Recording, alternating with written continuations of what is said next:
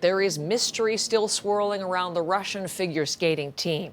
That is 15-year-old phenom Kamila Valieva, who could face disqualification after reportedly testing positive for a banned heart medication. According to media reports this morning, including reports coming out of Russia, she tested positive in a test before she arrived in Beijing.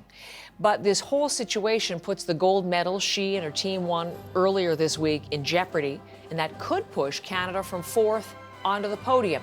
As Anthony Germain reports from Beijing, how the situation will be resolved remains uncertain this morning. It's not going away as much as the IOC would like. Very tight-lipped today, as was the ISU, the International Skating Union.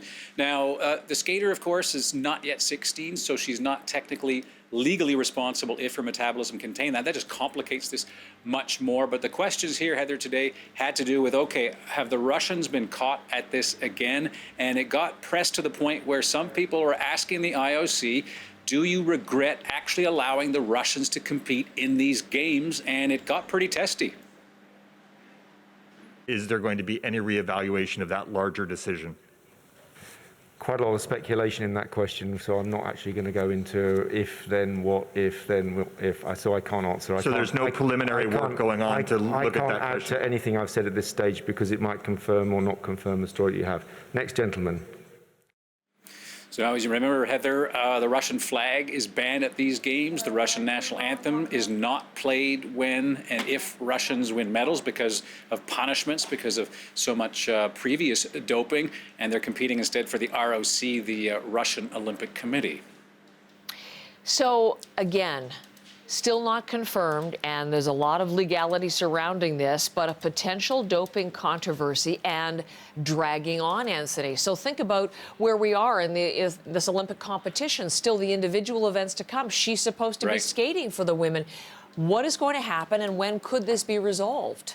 Well, I think you put your finger on it when you use the term dragging on there, because you have the Kremlin today, even the Kremlin saying, listen, people, be patient, more information is going to come out. And as you mentioned, the inference that there was a medication, heart medication, was it banned, is it not banned? So nothing is quite clear yet. But the problem is there's so much more skating to come, and it is one of the sort of classier marquee events of these games. And if it doesn't go away, the IOC has a problem. But Mark Adams, that spokesman, saying, look, I look around the world and most people are concentrating on the games, not this controversy.